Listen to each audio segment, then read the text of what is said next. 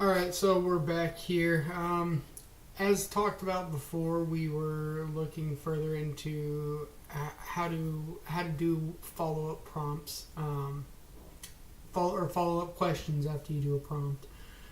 Essentially, just what that's going to be is expanding the knowledge that you already have. If you don't understand something that the LLM has given to you after you ask it a question, it's always good to ask it a follow up question, essentially a follow up prompt. And so the best way I can think of this is when you're in a classroom setting and the teacher asks you a question or is talking about something and they say something, maybe it's a word or an example that you just don't quite grasp the concept of. You just ask it a question. You clearly don't have to raise your hand or anything. Just ask it a question. Whatever, we all learn in different ways. And that's one of the cool things about this. It's not a classroom setting. It's not a one way fits all textbook.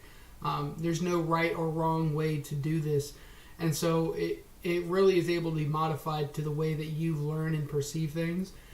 So that's pretty cool. You can just ask it whatever you're unsure of. So here, let's just go ahead and have a practice. Again, comparing ChatGPT and Gemini just to see the differences. Still unsure of which one I prefer more, but let's just put in something simple like, can you give me a brief history of LLMs in 1,000 words?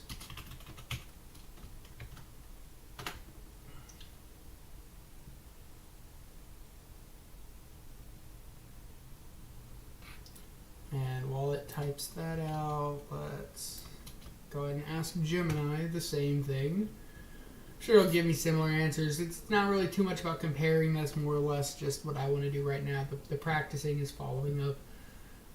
Okay, so let's just look through here and find something that we may not fully understand. Okay, already right there. I have heard of Alan Turing and the Turing test, but I don't know a whole lot about it. If right there, 1950s, Alan Turing introduced the concept of machine intelligence in a seminar paper, Computing Machinery and Intelligence, which is proposing the Turing test to assess the machine's ability to exhibit human-like intelligence.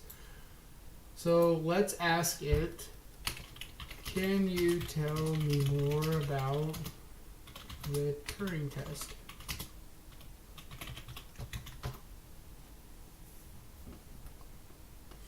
And let's look at Gemini over here, early roots, rise of neural networks. Okay.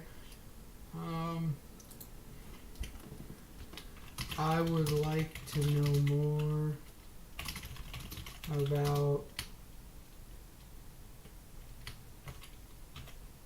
neural networks. I sort of understand what that is. I've heard of it, heard the term itself thrown around, but it's a very, very fundamental, more or less just kind of heard about it in passing, maybe watched a video on it in the past.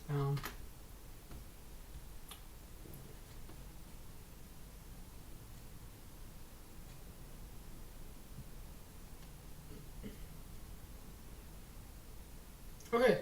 So over here in ChatGPT, where I asked about the Turing test, it gave me a very, very lengthy explanation about the Turing test.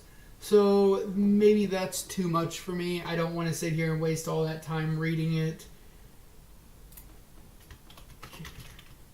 Can you shorten the explanation of the Turing test to under 100 words?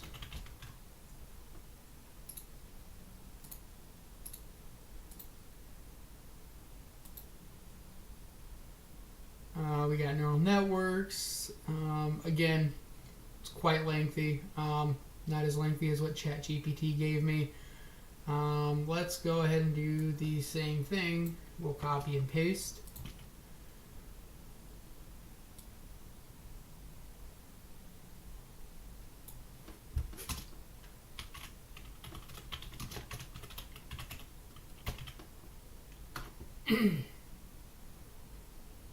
Okay, so now we've got a short, sweet, and simple thing here.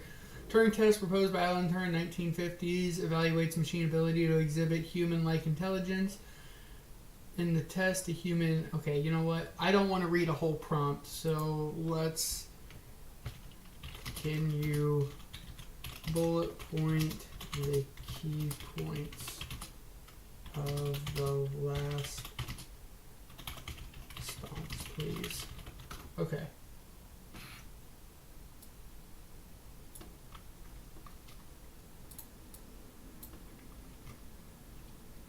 And let's do the same thing over here. I like lists. Bullet points are always nice. It compacted a little bit more. It looks highlighted. Okay. Proposed Alan Turing, 1950s. Evaluate machine intelligence. Human evaluator interacts with machine. Okay. So I feel like because it broke it down into a way that I can understand it a little bit better, my way of learning, bullet point lists, that looks very nice, very structured. It makes a little bit more sense to me, feels more focused. That's fantastic. Same thing over here with neural networks. Look at that. It looks like we've got 4 main bullet points. Inspired by the brain, layered structure, learning through adjustment, versatile applications. Very niche, and if I feel like I need more information from these, which I'm sure I probably would, I can ask it to expand and then shorten it again to get more information. But yeah, that's just a way of how I thought of an idea that, I asked both options the same prompt. I saw things that I wasn't too familiar with. I asked it to expand on it. I asked it to simplify it, and then I asked it to further put it into bullet point format so that it makes more sense to fit my learning style. So that's just some of the cool ways you can interact with these LLMs and how they can work to meet your learning style. So very important. Follow-up questions are very, very, very important. Okay, well, I am about to dive into learning a little bit more here. I will be back in a little bit for you, just a few seconds, and I'll share a little bit more for what I learned.